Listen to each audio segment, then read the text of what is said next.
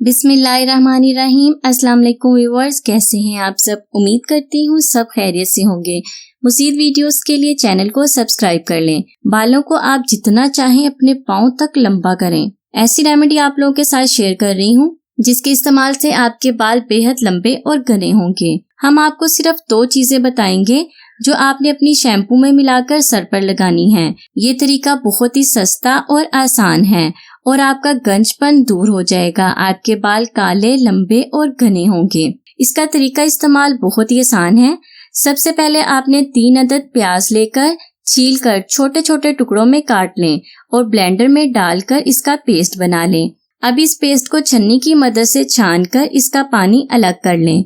प्याज का पानी, इसमें 3 विटामिन ई के कैप्सूल डाल दें और हस्बे ज़रूरत जो भी शैम्पू आप इस्तेमाल करते हैं वो शैम्पू इस पानी में मिला दें और अब इस पानी से अपने बालों को धो लें। आपके बाल बेहद लंबे, घने और मजबूत होंगे। तो फ्रेंड्स, ये थी मेरी आज की रेमेडी। उम्मीद करती हूँ आपको पसंद आएगी। वीडियो को लाइक और शेयर जरूर करें। अल्लाह हाफिज।